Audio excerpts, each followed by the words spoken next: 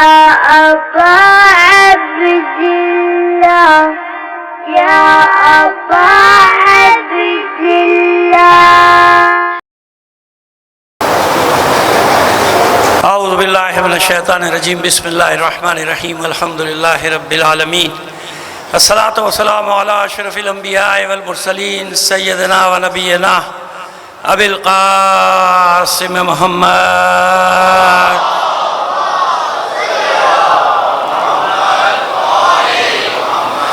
وآلہ الطیبین الطاہرین المعصومین ولعنۃ اللہ علی اعدائہم اجمعین من الآن الى قیام یوم الدین. اما بعد فقد قال اللہ تعالی فی کتابہ المبین وہو اصدق القائلین وقولہ الحق. بسم اللہ الرحمن الرحیم. فاقم وجہک للدین حنیفہ فطرۃ اللہ التی فطر الناس علیہا.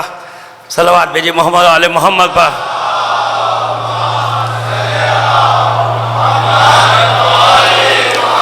اس سے بہتر انداز میں بلند آواز سے ایک صلوات نہیں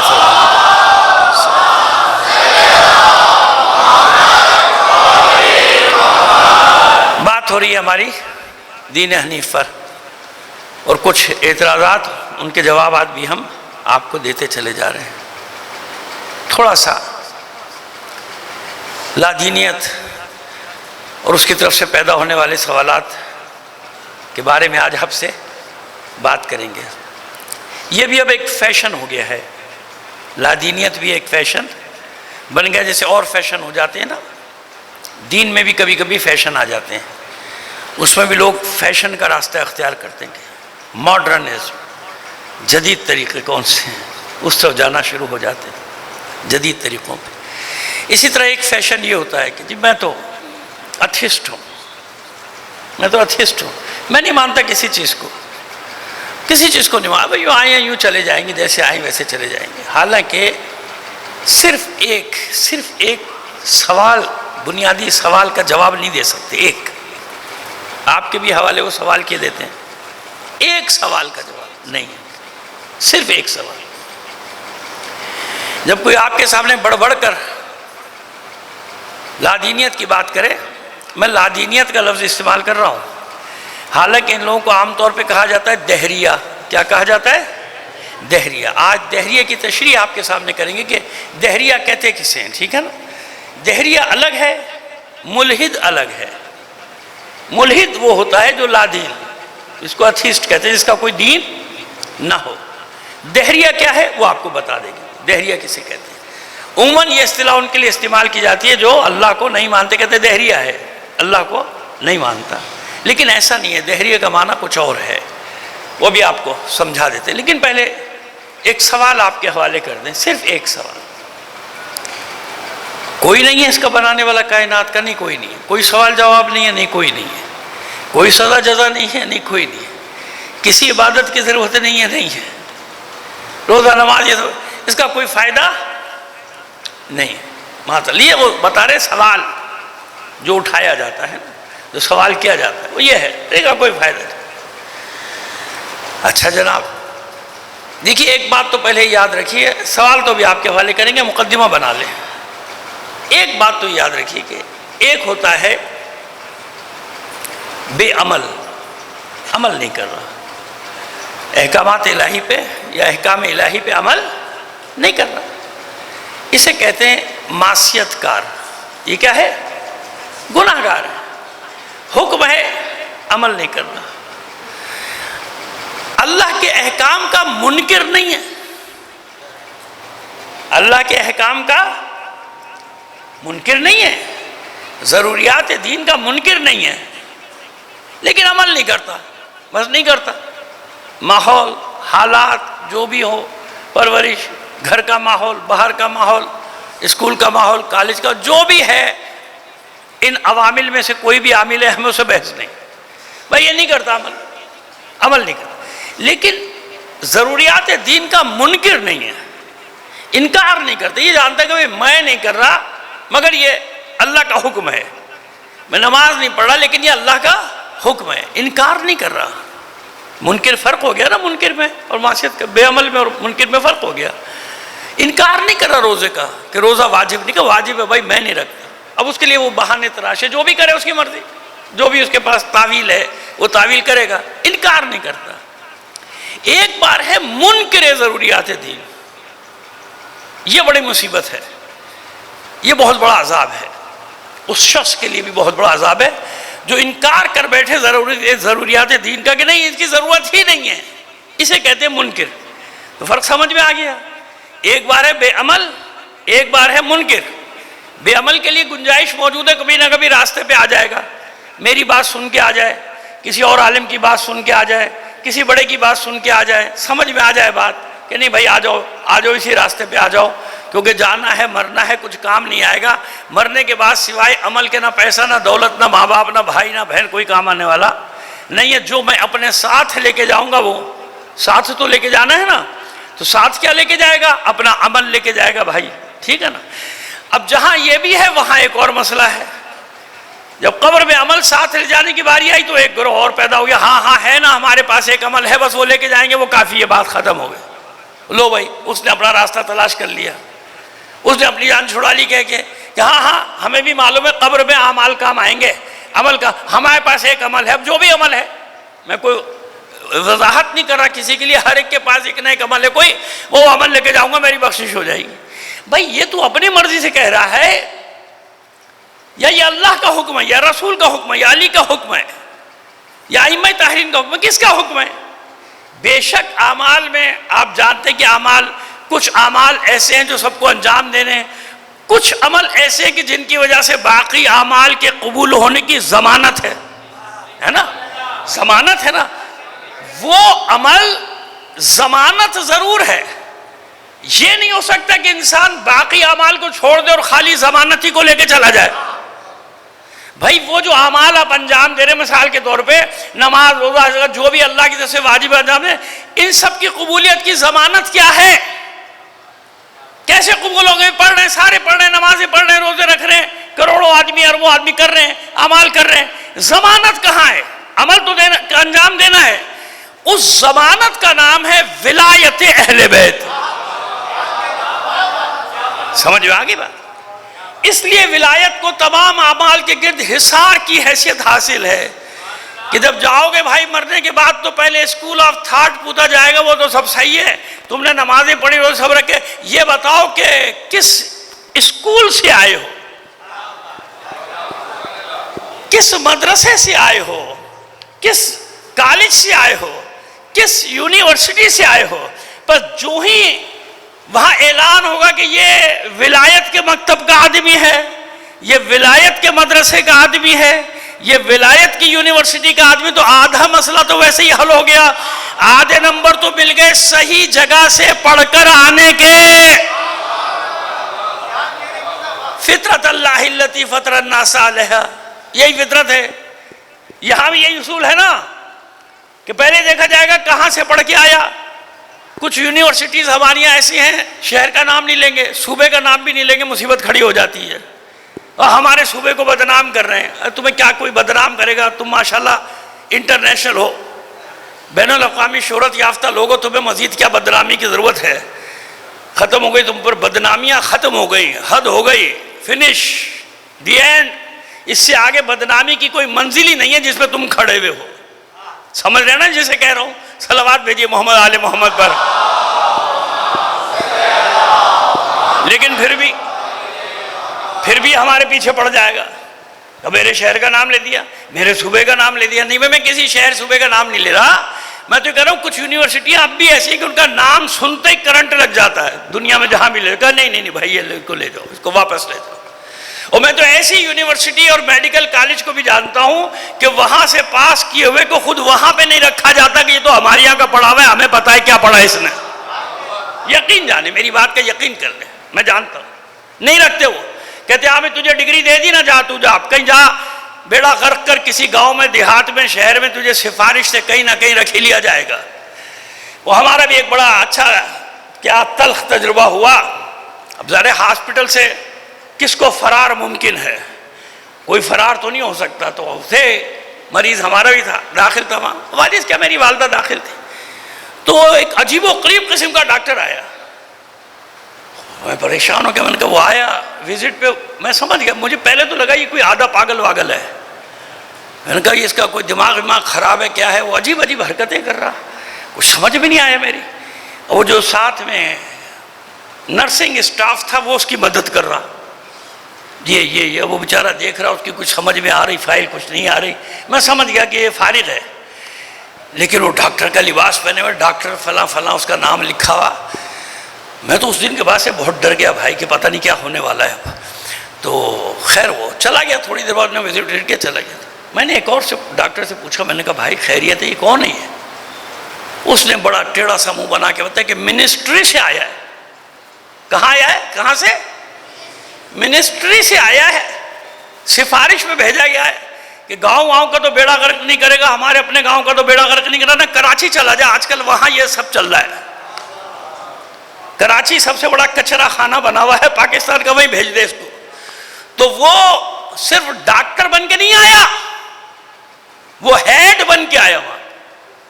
اس سے چھوٹے پہ وہ راضی نہیں تھا نا کہ ماموں جان مجھے کہاں بھیج رہے ہو, عام ڈاکٹر بن کے جاؤں گا, تمہارے وزیر ہونے کا فائدہ کیا, وزیر صحت ہونے کا تمہارے فائدہ کیا. اگر میں ایسے مجھے کم سے کم ہیڈ بنا کے تو بھیجو, کام وہ کریں گے, نام میرا ہوگا. سمجھ میں آ رہی ہے بات؟ یہ بھی کافی ہے جتنا میں نے کہہ دیا, ورنہ لوگوں میں اتنا کہنے کی بھی ہمت نہیں ہے. صلوات بھیجیے محمد آل محمد پر. چلیے بات آئی واضح نہیں بیٹا, بات واضح ہو گئی میری جو میں عرض کرنا چاہ رہا ہوں. کیسے ایسے بھی ہے نا, اسکول دیکھا جائے گا, کالج دیکھا جائے گا, بھائی یونیورسٹی کہاں سے آئے کدھر سے آئے, کتنا ہی پڑھا لکھا ہو, اگر مدرسہ صحیح نہیں تو پہلے مرحلے میں ریجیکٹ. جاؤ بھائی, ہمیں اس کی ڈگری ہی قبول نہیں. وہ چلا رہا ہے پڑھا بھائی ہوا کرو پڑھے لکھے. ہم نے پہلے اعلان کر دیا تھا کہ یہاں سے جو آئے گا وہ قابل قبول نہیں ہوگا. بس یہی قبر کا معاملہ ہے.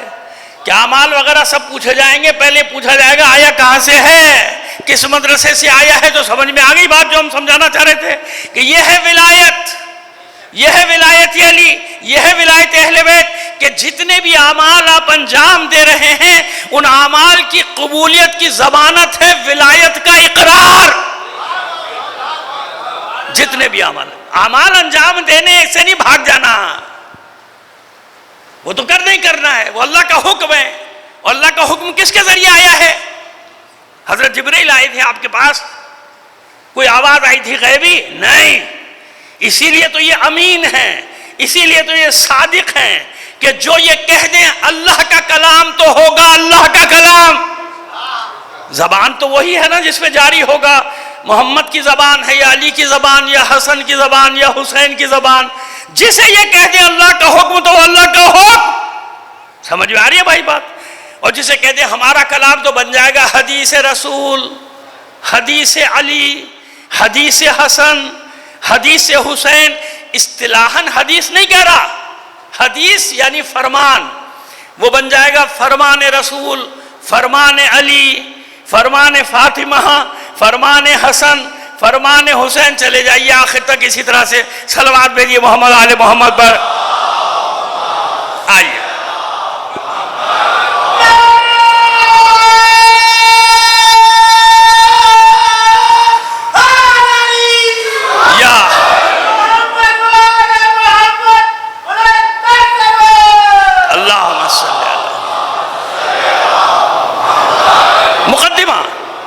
مقدمہ بنا رہے ہیں, یہ آپ کے سامنے مقدمہ بنا رہے ہیں. بات واضح ہو گئی کہ کیٹیگریز ہیں لوگوں کی, کوئی منکر ہے, کوئی بے عمل ہے, ہر طرح کے, کوئی کم عمل ہے, کوئی زیادہ اعمال کرنے والا ہے, کوئی زیادہ نمازیں پڑھنے والا ہے, کوئی کم پڑھنے والا ہے, کوئی مناسب درمیانے انداز میں عبادت کر سب رہے. ٹھیک,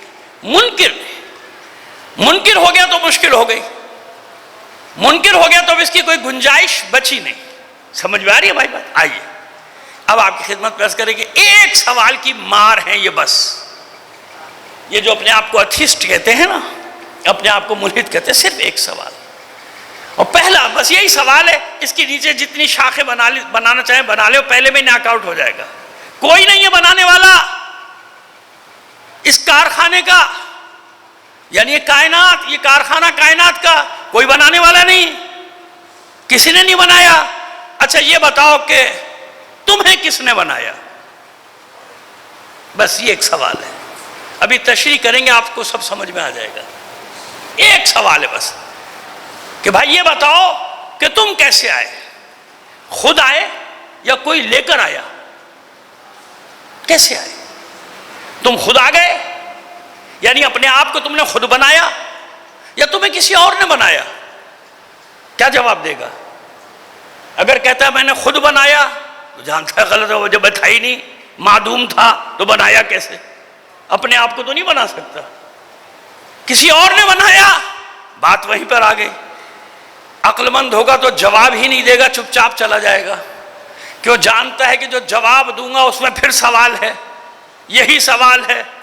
کہہ سکتا نا میرے ماں باپ نے. تیرے ماں باپ کو کس نے بنایا؟ حالانکہ ماں باپ نے بھی نہیں بنایا. ماں باپ نے کیا بنایا؟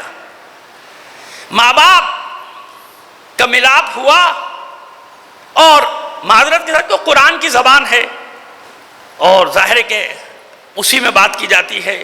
کہیں کہیں وہی لفظ استعمال کرنا ہوتا ہے، اس کا آلٹرنیٹ سمجھ میں بھی نہیں آئے گا اگر آلٹرنیٹ آپ کے لیں. وہ جو نطفہ ہے وہ قرار پایا، اس نطفے سے تیرا وجود ہوا. قرآن یہی فرما رہا ہے نا جگہ جگہ، هل أتى على الإنسان حين من الدهر لم يكن شيئا مذكورا إنا خلقنا. ایک صلوات بھیجیے محمد آل محمد پر.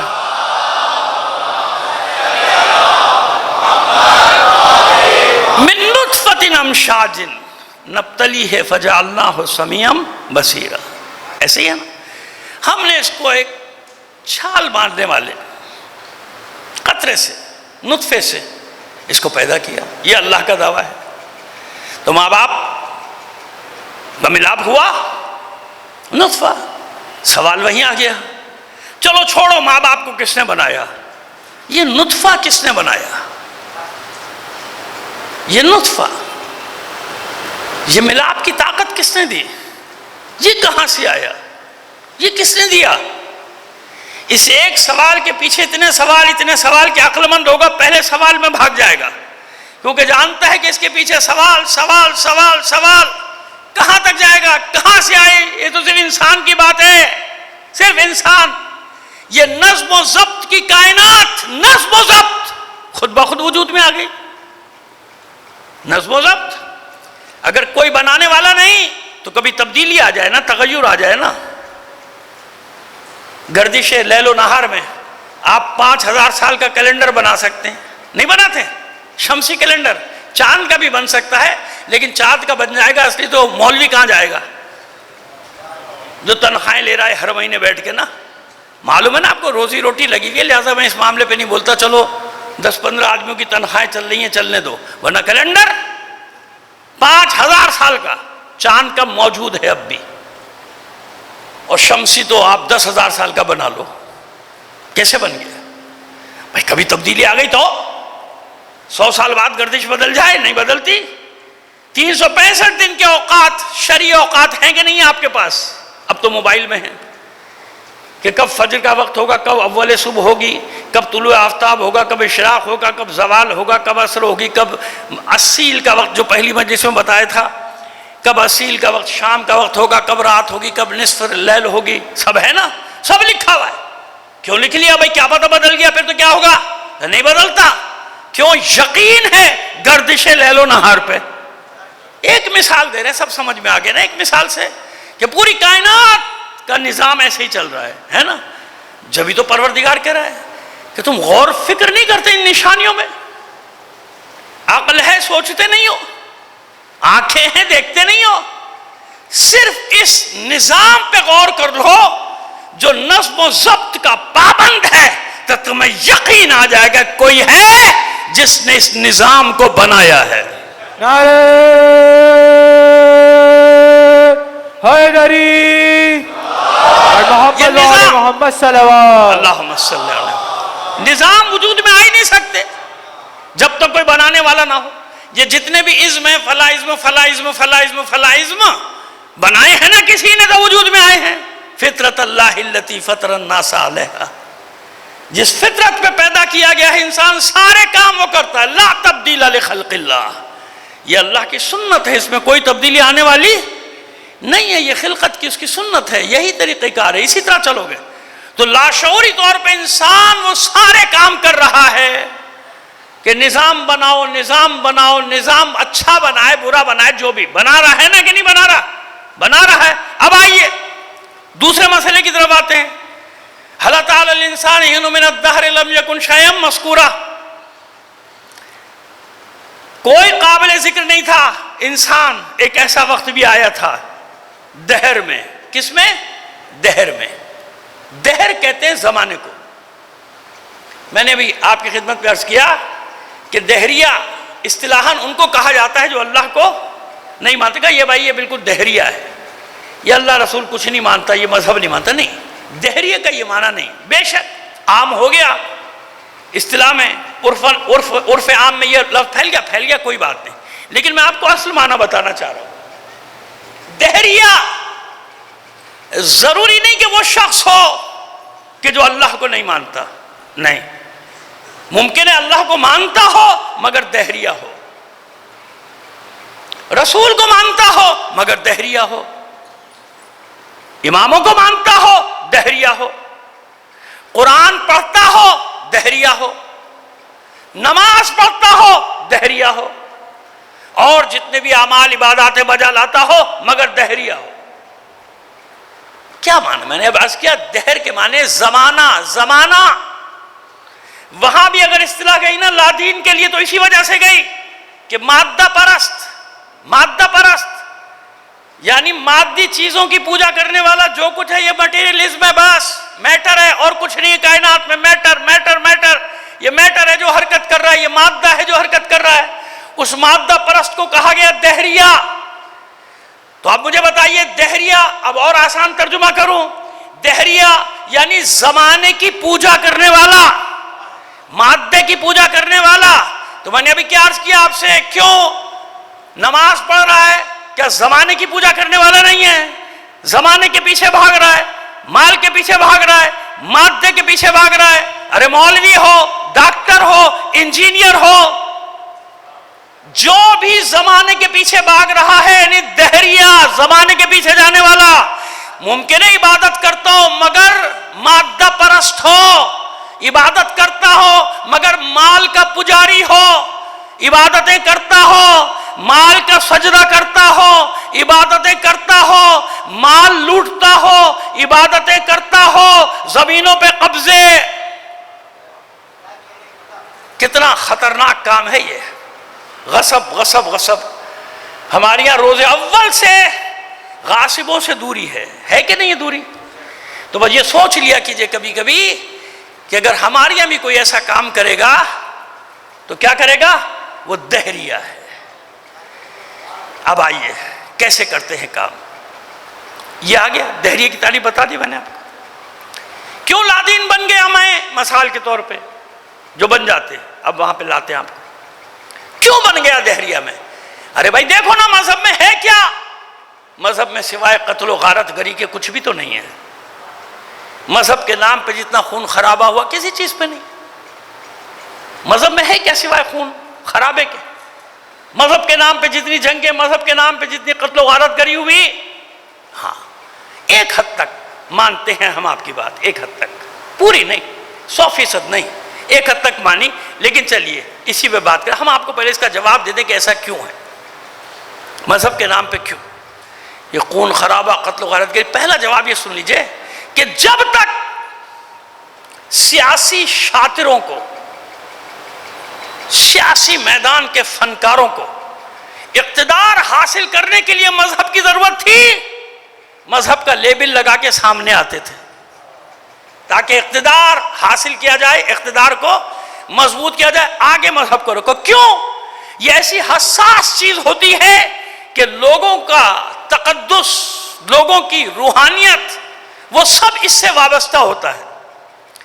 جب لوگوں کے اس تقدس کو ٹھیس لگتی ہے، جس چیز سے لوگوں کے جذبات اور روح وابستہ ہے، مادی جسم نہیں، روح وابستہ ہے اس مذہب سے، جب اس میں ٹھیس لگتی ہے تو وہ اپنا سب کچھ جو اس نے کمایا ہے وہ سب کچھ قربان کرنے کے لیے تیار ہو جاتا ہے کہ نہیں ایسا؟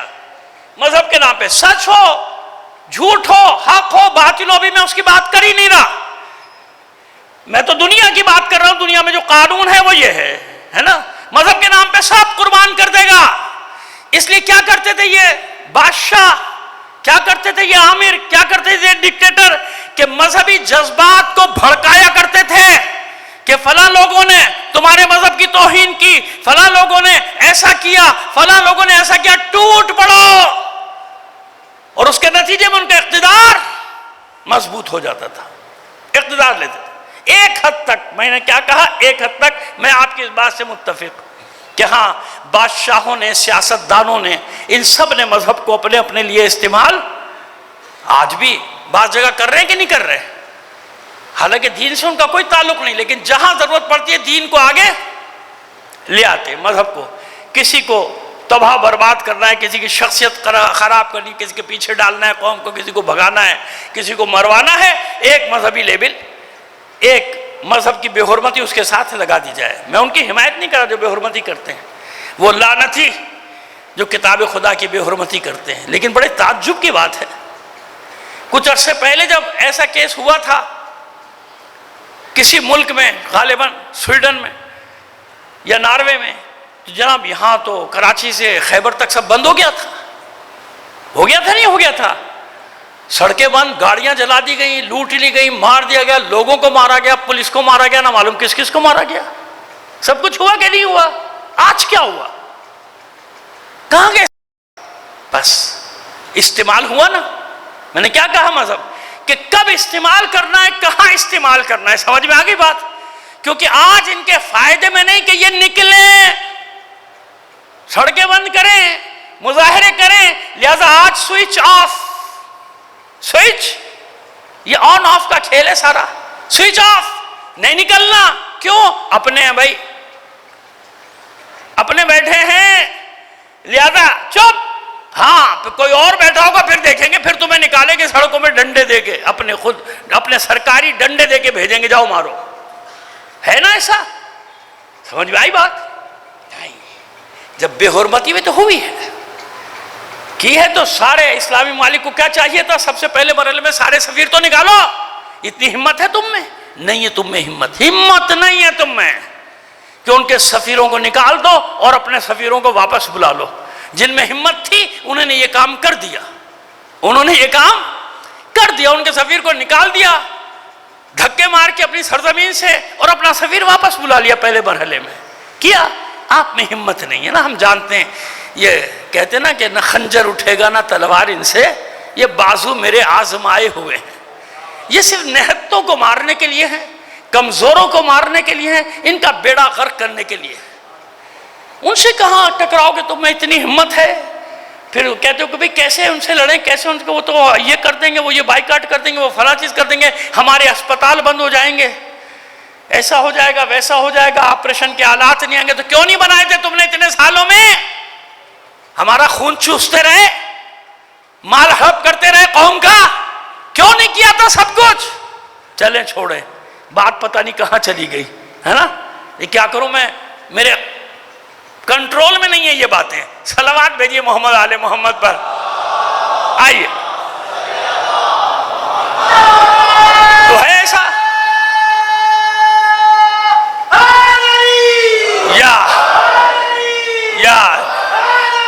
یا اللہم صلی، تو بات واضح ہو گئی۔ جو مرض کر رہے تھے کہ ہاں بھائی ہوا، لیکن شیطانوں نے استعمال کیا نا، کیسے میں سلامت۔ ایک صلوات بھیجیے محمد آل محمد پر، آئیے۔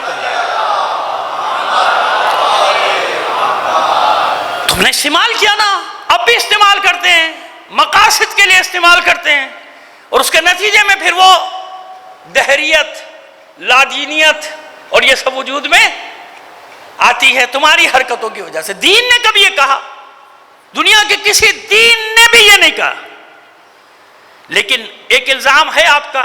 ہم نے کہا کہ ہاں کسی حد تک، ہم نے کیا کہا، کسی حد تک دنیا میں سب کچھ جو ہوا یہ دین کے نام پر ہوا۔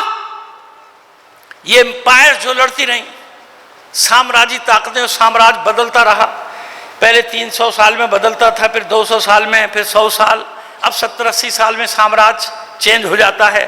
اطمینان رکھو جو آج سامراج ہے، جو شیطان بزرگ ہے، ہم یقین کے ساتھ جیتے ہیں، شک کی حالت میں نہیں جیتے.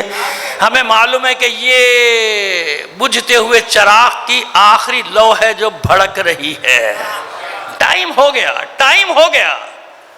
اور دعا کرو، وہ جو میں نے بات کی نا، دعا کیا کرو کبھی کبھی زندگی کی، کہ معبود اتنی زندگی دے دے. کبھی کبھی زندگی کی دعا مانگنا بھی عبادت ہے بھائی. اتنی زندگی دے دے کہ ان شیطانی طاقتوں کا انجام اپنی آنکھوں سے دیکھ، ہے نا، اپنی آنکھوں سے دیکھ لیں. اس لیے آپ یقین رکھو میری بات کا، میں جو کہہ رہا ہوں نا، میں جانتا ہوں کیا کہہ رہا ہوں.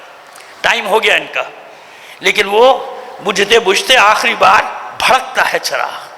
یہ جو اپنی طاقت کا جعلی منظر نامہ پیش کر رہا ہے دنیا کے سامنے، یہ آخری ہے. دنیا نے دیکھ لیا کہ اتنی مٹھی بھر مجاہدوں سے یہ نہیں لڑ سکتے بھائی. مار مار کے ان کو سیدھا کر دیا، سیدھا نہیں کیا، بھگا بھی دیا مار مار کے. کتنے مقامات پہ شکست کھا چکے نا، اور اب تو مسلسل شکستوں پہ شکستیں ہی کھا رہے ہیں. معلوم ہے ہمیں کیا ہونے جا رہا ہے. یہ تو ہمارے ناعاقبت اندیش لوگ ہیں جن کو کچھ سمجھ میں نہیں آ رہی بات کہ ایسی کشتی میں سوار نہ ہو. ان کا ابھی تک وہی نعرہ ہے جو نوح کے بیٹے کا نعرہ تھا، یہ پہاڑ بہت بڑی طاقت، سپر طاقت، اس پہ چڑھ جاؤں گا یہ بچا لے گا. وہ پہاڑ بھی غرق ہو جائے گا، جو اس کا سہارا لیں گے وہ بھی غرق ہو جائیں گے.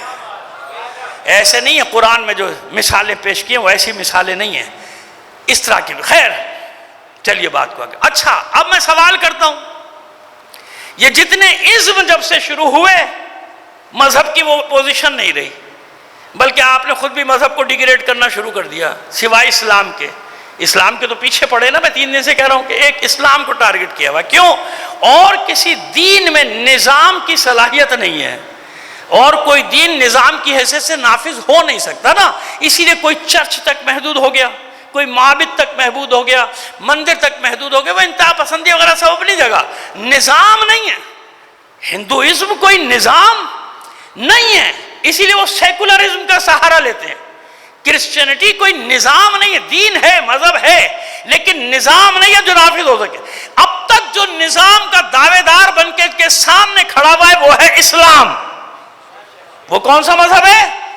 اسلام. کیوں؟ اس میں انفرادی، اجتماعی، خاندانی، معاشرتی، سیاسی، سماجی جتنے بھی مسائل ہیں ان سب کے حل اس میں اسلام نے. ان سب کا حل اگر کوئی مذہب دیتا ہے، دین دیتا ہے، تو وہ اسلام دیتا ہے. آپ مانیں یا نہ مانیں، صرف اسلام ایک نظام دیتا ہے. نظام کیسے زندگی کر دی ہے، معاشرے کو کیسے آگے لے کر آگے جانا ہے، کس طرح ترقی کر رہے ہیں. نہیں سمجھ میں آتا تو دیکھ لو جو 44 سال سے سامراج سے ٹکرا رہے ہیں نا، وہ ہر میدان میں آگے جا رہے ہیں.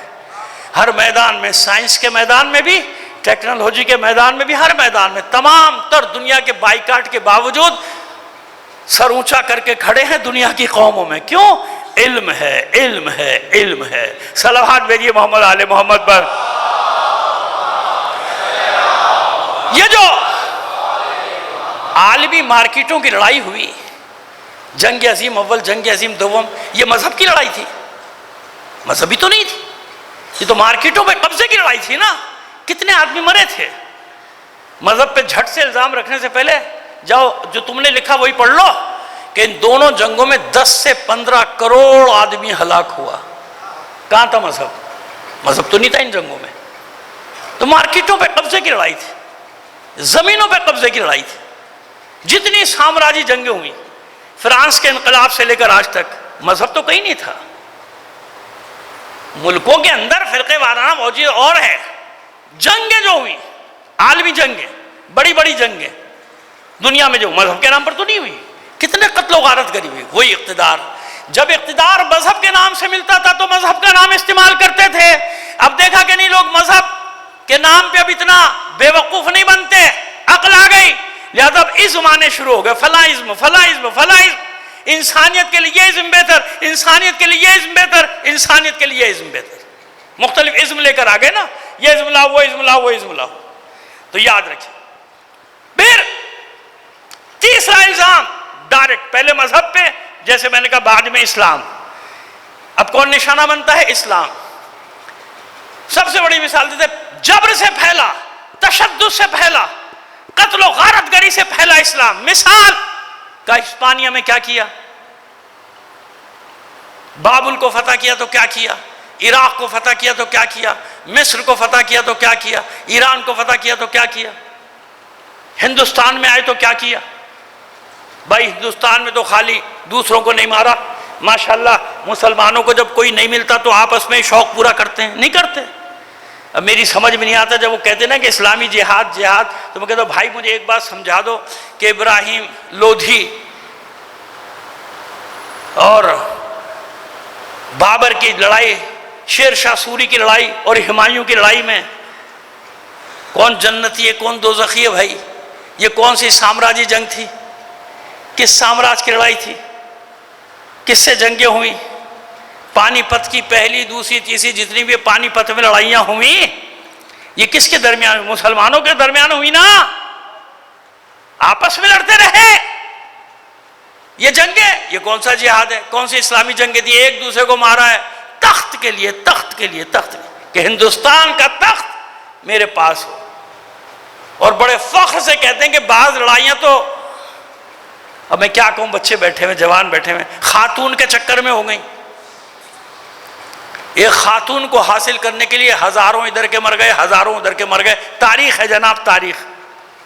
ایک خاتون کو لینے کے لیے جنگیں ہو گئی، ہزاروں مار دیے گئے، ایسا ہے نا، الزام ہے اسلام میں جنگیں جنگیں جنگیں جنگیں۔ آئیے اب بتائیں آپ کو، چلیے اسلام کیسے پھیلا یہ بھی بتا دیں آپ کو۔ آج ریکارڈ ہو رہی ہے نا ہماری بات، کام آئے گی ہمیشہ، سب کو کام آئے گی۔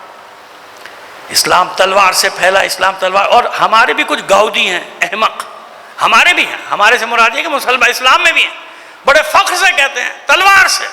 میرے ساتھ بیٹھا ہوا ہے چینل پہ، وہ بھی آدھا پاگل ہی ہے، یقین مانے جو بیٹھا تھا، پورے پاکستان کا مشہور پاگل ہے وہ، کہہ رہا اسلام میں جبر کے سوا اور کیا ہے، مولوی اتنی بڑی داڑھی، کہہ رہا تلوار سے پھیلا، یعنی وہ جسٹیفائی کرنا چاہ رہا تھا اپنے تشدد پسند گروہوں کو، کیونکہ وہ خود وابستہ ہے شدت پسندوں کے ساتھ، بلکہ اس نے خود بنائے ہوئے اور پالے ہوئے ہیں شدت پسند۔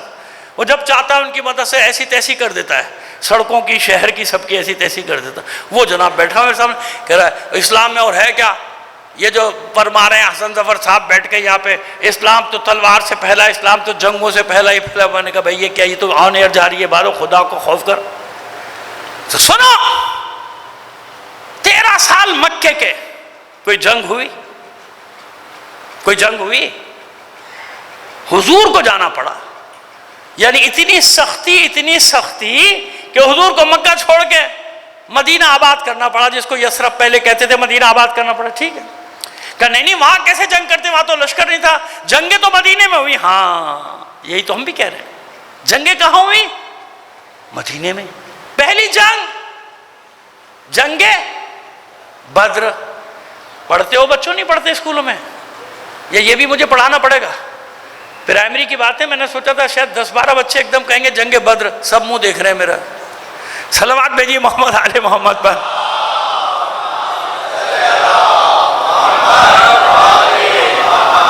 پہلی جنگ بدر، یہی ہے نا تاریخوں میں۔ جنگ بدر میں حملہ آور کون ہے، مسلمان یا کافر؟ حملہ کس نے کیا مدینے پر؟ کس نے کیا؟ ابو جہل کون سا لشکر لے کر آیا؟ وہاں سے لشکر آیا ہے، مسلمانوں نے تو دفاع کیا ہے۔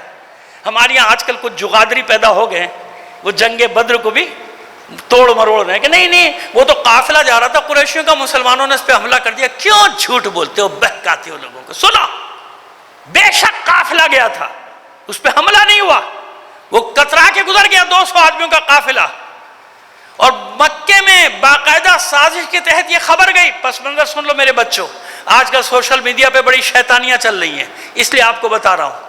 میں تو پڑھتا بھی ہوں پڑھاتا بھی ہوں، میرا سبجیکٹ 35 سال سے تاریخ ہے، 40 سال سے، 35 سے 40 سال ہو گئے مجھے پڑھتے ہوئے بھی پڑھاتے ہوئے بھی۔ تو سنو، وہ 200 کا تجارتی قافلہ جس کا ذکر کیا جاتا ہے، گئے تھے، مگر وہ کنی کترا کے راستہ بدل کے مکے چلا گیا، کوئی لڑائی نہیں ہوئی، کوئی جنگ نہیں ہوئی۔ لیکن ان کے جانے سے پہلے مکے میں خبر پہنچ گئی کہ مکے کے تجارتی قافلے پہ مسلمانوں نے حملہ کر دیا، جو تو لکھ رہا ہے سوشل میڈیا پہ بیٹھ کے، بقرات ابن بقرات بیٹھے ہوئے ہیں 2-4 بقرات، وہ یہی اٹیک کیا کرتے ہیں اسلام پہ۔ جو تو کہہ رہا ہے. وہ لڑائی ہوئی نہیں. جب یہ خبر پھیلی تو سب نے قسمیں کھائیں خانہ کعبہ میں آ کے بدلہ لیں گے, حملہ کریں گے. تو 1000 تو پہنچے تھے بدر میں, اس سے بھی زیادہ 1300-1400 کا لشکر تیار ہوا تھا ابو جہل کی سرداری میں کہ چڑھائی کریں گے, آج نابود کر دیں گے اسلام کو, ختم کر دیں گے مدینے میں سب کو, معاذ اللہ اللہ کے رسول سمیت سب کو ختم کر دیں گے, نام و نشان نہیں چھوڑیں گے. جب یہ آدھا راستہ طے کر چکے تو خبر پہنچی کہ نہیں بھائی قافلہ خیریت سے پہنچ گیا. تو لوگوں میں سوالات اٹھے کہ بھائی وہ پہنچ گئے واپس چلو. تو ابو جہل لڑ گیا کہ نہیں, اب ہم جنگ کیے بغیر واپس نہیں جائیں گے. تو 200-250 لوگ واپس چلے گئے. کچھ لوگ واپس جانے والے تھے تو ابو جہل نے کہا کہ ہاں میں سمجھ گیا تم ڈرتے ہو جنگ کرنے سے, تو واپس غصے میں ساتھ ہو گئے. تو حملہ انہوں نے کیا تھا, مسلمانوں نے نہیں کیا تھا. پہلی جنگ حملہ آور کافر, مسلمان دفاع کر رہا ہے بدر میں. دوسری جنگ احد. اب آواز آئی, مجھے سکون ملا. صلوات بھیجیے محمد علی محمد.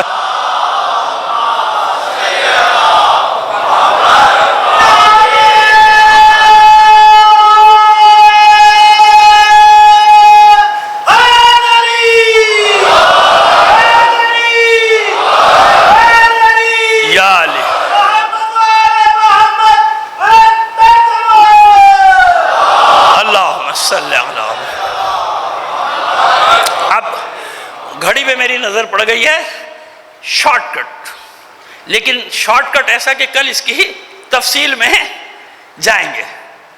جنگ احد میں حملہ کس نے کیا؟ مسلمانوں نے یا کافروں نے؟ کس نے حملہ کیا؟ کافروں نے حملہ کیا. مسلمانوں نے تو دفاع کیا ہے اپنا نا, اور ہزیمت بھی اٹھائی, 70-72 شہید ہوئے. تیسری جنگ خندق, احزاب, کس نے حملہ کیا؟ مسلمانوں نے کیا یا کافروں نے؟ کافروں نے حملہ کیا. اور ایک اشارہ کرتے چل جائے, غزوات رسول پہ ہم نے پورا اشرا پڑھا بھی اور ہماری کتاب بھی موجود ہے. میں کتابوں کا پہلے ذکر نہیں کرتا تھا, آج کے زمانے میں ضرور کرتا ہوں تاکہ کبھی موبائل کے پیسوں سے کچھ بچ جائے. 2-4 مہینے کے کوئی سم سے بچا کے رکھ لیجئے بیلنس, تو ایک کتاب خرید لیا کیجئے, کتاب صدیوں تک کام آئے گی, رکھی رہے گی, سمجھے. تو اس میں بچوں کو گھر میں پڑھنے میں ہر کوئی مجلس میں نہیں آتا نا, نہ سنتا ہے, نہ اس کے پاس ٹائم ہے. کہتے بعد میں سن لیں گے, بعد میں بھی ٹائم نہیں ہوتا اس کے پاس. ریکارڈ کرنے کے باوجود سننے کا وقت نہیں ہوتا کہ ہاں ہے نا, میں وہ دیکھ لیں گے بعد میں. تو غزوات رسول ہماری کتاب ہے جس میں یہ آپ تو 4-5 غزووں کا نام سنتے نا, نہیں, ان کی تعداد بہت ہے. چھوٹے غزوے, کسی میں جنگ ہوئی کسی میں نہیں, وہ ان کی تفصیل بہت ہے. یہ تو ہم 4-5 بڑے کے نام لے رہے ہیں, ٹھیک. احد میں کون حملہ کیا؟ خندق میں کون حملہ آور؟ ان کی تفصیل پڑھیں گے کل, آج یہیں تک رہنے دیتے ہیں. خیبر میں کس نے حملہ کیا؟ مسلمانوں نے. کس نے حملہ کیا؟ مسلمانوں نے. جاؤ تاریخ تلاش کرو, کتنے قتل عام ہوا, جاؤ ڈھونڈو نا, کتنے قتل ہوئے؟ کوئی نہیں. 2 مرحب و انتر, 2. کسی نے بہت تیر مارا, لکھ دیا 11, چلو 11. 2 مرے علی کے ہاتھوں, جنگ ختم ہو گئی. فتح مکہ, حملہ آور کون؟ مسلمان. ایسے ہی ہے نا, حملہ کس نے کیا ہے؟ مسلمانوں نے. بتاؤ کتنی قتل و غارت گری کی, کتنے قتل و غارت گری. یہ میں نے 5 غزوات کے نام لیے آپ کے سامنے. 70 سے زیادہ غزوات, 70 سے زیادہ سرایا اور غزوات ملا کے 80 کے قریب تعداد. ٹوٹل یہاں سے بتا رہا ہوں, تعداد ریکارڈ ہو رہی ہے میری تعداد. ٹوٹل مقتولین, مسلمان غیر مسلمان سب ملا کے, مسلمانوں کے شہداء اور ان کے وہ مقتولین سب ملا کے, جانتے کتنی تعداد ہے ٹوٹل؟ 1300 سے اوپر نہیں جاتی, اور کم سے کم سب کا ٹوٹل کیا جائے تو 1000 نہیں بنتی. اسلام تلوار سے پھیلا ہے. کہاں پڑھا تو نے؟ کس جگہ پڑھا تو نے؟ اسلام ان ہاتھوں سے پھیلا کہ اگر مقابلے پر آنے والا بھاگ گیا تو یہ اس کے پیچھے نہیں گئے. یہ پیچھے نہیں گئے, یہ اشارہ کیے میں نے, پیچھے نہیں گئے.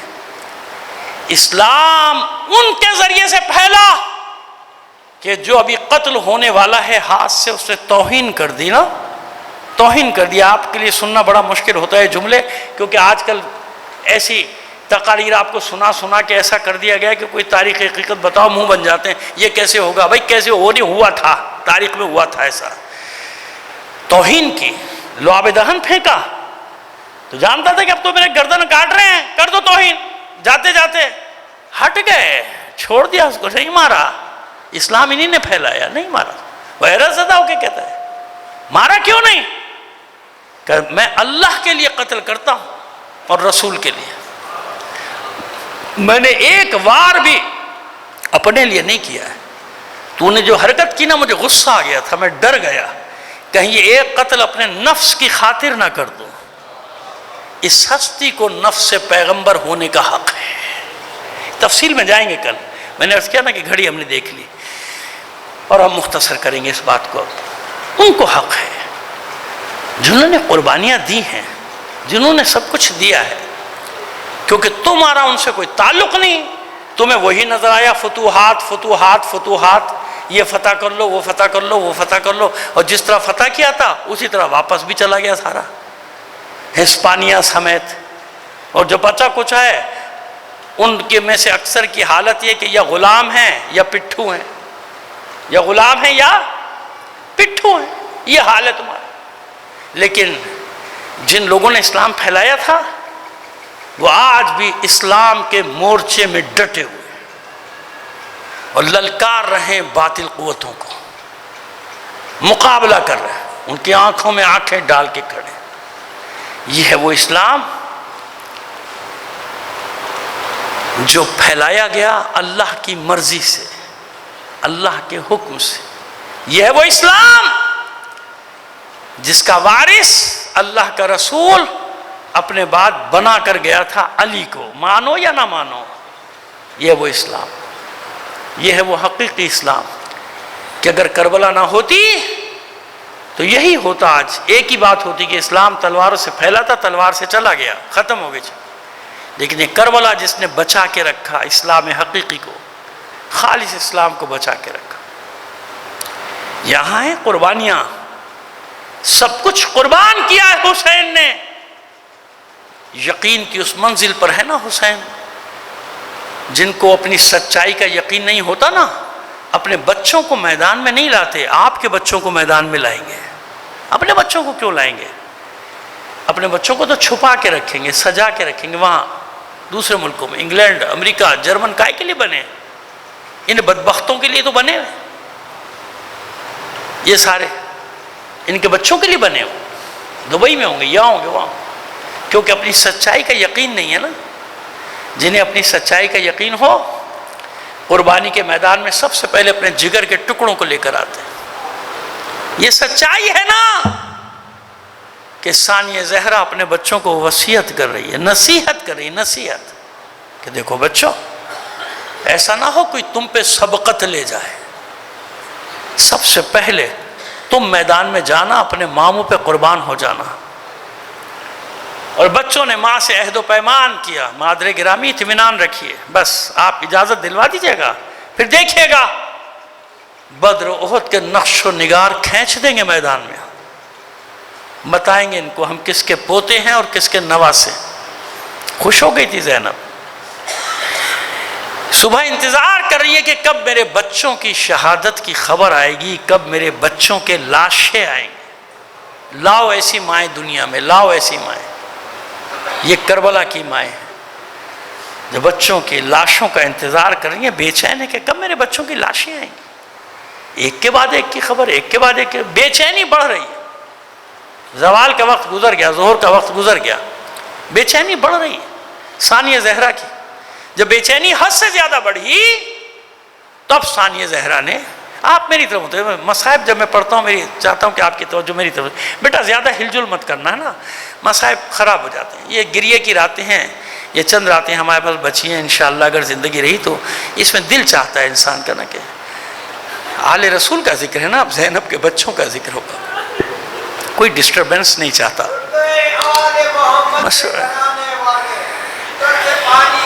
کوثر کو لٹانے والے، تھوڑی دیر بخش مانوں کی انہیں محشر میں، ہے میرے نام پہ آنسو جو بہانے والے۔ بس عزاداران حسین، زوال کا وقت گزرا، ظہر کا وقت گزرا، ایک بار محسوس ہوا زینب کو خیمے کے سامنے سے اون و محمد گزرے، غصہ آ گیا، غصہ آ گیا۔ فضہ سے کہا فضہ ذرا ان دونوں کو تو بلا کر لا۔ فضہ گئی، پیغام پہنچا، دونوں شہزادے ماں کے خیمے میں آئے، ماں کے چہرے پہ غیظ و غضب کے آثار دیکھے، بچوں کے وجود لرز گئے۔ زینب ہے، زینب علی کی بیٹی، اور زینب نے غصیلے لہجے میں کہا اب تک زندہ ہو، میدان میں نہیں گئے، کب جاؤ گے؟ جب میرا بھائی حسین قتل ہو جائے گا، جب میرا ماجایا شہید کر دیا جائے گا، پھر جاؤ گے میدان میں؟ دونوں بچوں نے ہاتھ جوڑ لیے، مادر گرامی ہم پہ ناراض نہ ہو، ہماری بات تو سن، ہم پہ غصہ نہ ہو، کتنی بار جا چکے ہیں مامو جان کی خدمت میں مگر ہمیں اجازت نہیں دیتے۔ زینب کا غصہ کم ہوا، اچھا میرے بچوں ایسی بات ہے، تمہیں اجازت ضرور ملے گی، ضرور ملے گی اجازت۔ فضہ ماجائے کو میرا سلام تو کہہ دے۔ حسین کو پیغام پہنچا، خیمے میں آئے، منظر دیکھا، سمجھ گئے۔ اس سے پہلے کہ ثانیہ زہرا کچھ فرماتی، حسین فرماتے ہیں زینب اگر اس لیے بلایا ہے کہ اون و محمد کو میدان میں جانے کی اجازت دے دوں تو یہ نہیں ہو سکتا۔ یہ کوئی انصاف ہوگا زینب؟ بتاؤ، ایسا کبھی ہوا کہ کوئی بھائی اپنے بہن کا گھر اجاڑ دے؟ کبھی ایسا ہوا کہ کوئی بھائی اپنی بہن کی گود اجاڑ دے؟ زینب یہ کیسے ہوگا؟ بس اتنا سننا تھا، زینب کی آنکھوں میں آنسو آ گئے۔ بھیا ایسے نہ کہو، بھیا ایسی بات نہ کیجئے، زینب کی مجبوری بھی تو دیکھیے نا۔ بھیا یہ تو بتائیے، اگر روز حشر ماں زہرا نے مجھ سے پوچھ لیا زینب اپنے بچوں کو بچا لیا، میرا بچہ شہید ہو گیا، اپنے اون و محمد کو بچا لیا، میرا حسین قتل کر دیا گیا، پھر میں کیا جواب دوں گی؟ بھیا ان کو نہ روکیں، ان کو میدان میں جانے دیں۔ حسین نے دونوں بچوں کو سینے سے لگایا اور رو رہے ہیں۔ بچوں نے ہتھیار سجائے، خیمے سے باہر نکلے، ایک کو حسین نے سوار کرایا، ایک کو عباس نے سوار۔ علی اکبر پاس ہیں، اور ابھی قاسم بھی نہیں گئے میدان میں، قاسم یہ سب ہیں۔ جب دونوں شہزادے سوار ہو گئے گھوڑوں تو اب عباس نے مخاطب کر کے کہا دیکھو بچوں، دھیان سے لڑنا، ساتھ ساتھ رہنا، جدا نہ ہونا۔ اور سر بلند، فخر سے بلند کر کے شہزادے کہتے ہیں مامو جان آپ ہی کے تو شاگرد ہیں، بس ہماری جنگ دیکھیے گا۔ علی اکبر سے رخصت ہوئے، قاسم سے رخصت ہوئے، رخصت ہو کر میدان میں پہنچے، مبارز طلب کیا۔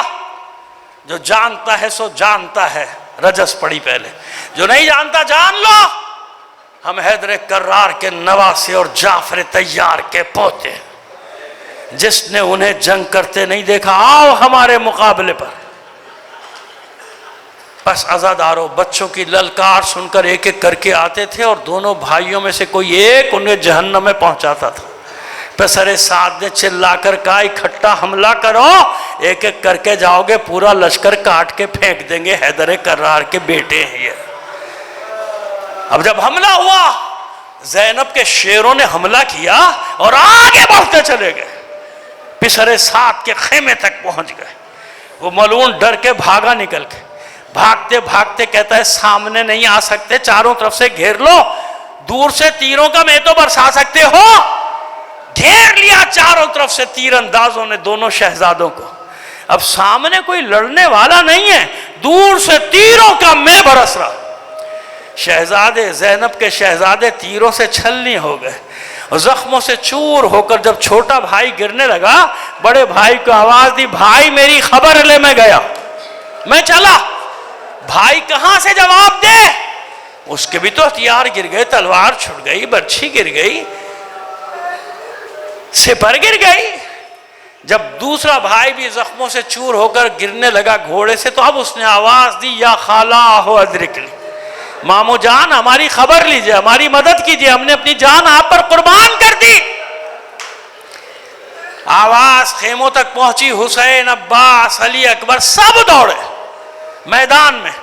فضہ نے خبر دی، بیبیوں جمع ہو جاؤ زینب کے خیمے میں، زینب کے لاڈلے آ رہے ہیں۔ بس عزاداران حسین ایک کو عباس اٹھائے ہوئے، ایک کو حسین اٹھائے ہوئے داخل ہوئے۔ زینب سکون سے ہے، سجدہ شکر کر چکی، معبود زینب کی یہ قربانی قبول کر لینا، اطمینان سے ہے، آنکھوں میں اشک نہیں ہے۔ دیکھا بچوں میں کچھ رمق جاں باقی ہے، فضہ سے کہا، فضہ ایسا انتظام کر دے، مجھے اپنے بچوں سے کچھ بات کرنا ہے۔ انتظام ہوا۔ اب خیمے میں زینب ہے، یا اس کے لاڈلے ہیں، یا یہ نقل کرنے والی فضہ ہے۔ درمیان میں بیٹھ گئی زینب اپنے دونوں شہزادوں کے، ایک ہاتھ ان کے سینے پر، ایک ہاتھ محمد کے سینے پہ، بڑے اطمینان سے کہتی ہے زینب، میرے بچوں، میرے شہزادوں کس حال میں ہو، کس حال میں ہو؟ چھوٹے بھائی نے آنکھیں کھولی، آج اتنا بدن میں لہو نہیں، ہاتھوں میں طاقت نہیں کہ اپنی ماں کے ہاتھ کو تھام لیتے۔ بس ایک جملہ کہا چھوٹے بھائی نے، اماں جان خدا گواہ ہے، ہم نے پانی کی طرف آنکھ اٹھا کر بھی نہیں دیکھا تھا، آپ نے دودھ تو بخش دیا۔ بڑا بھائی کہتا ہے، اماں ہم پہنچ گئے تھے پسر سعد کے خیمے تک، مگر وہ ملعون پشت خیمہ سے نکل کے فرار ہو گیا۔ آپ نے اپنا دودھ تو بخش دیا، آپ راضی تو ہو گئی۔ ارے زینب عصر عاشور کے بعد کبھی علی بنی، کبھی عباس، کبھی حسین، لیکن ایک ماں بھی تو ہے، اپنے بچوں کی یہ گفتگو سنی، کبھی سرون کے سینے پہ پٹکتی تھی، کبھی محمد کے سینے پہ چلا چلا کر کہتی تھی، میرے بچوں، میرے جگر کے ٹکڑوں، تم نے زینب کو راضی کر دیا، زہرا کے سامنے سرخرو کر دیا، جاؤ میں نے تمہیں اپنا دودھ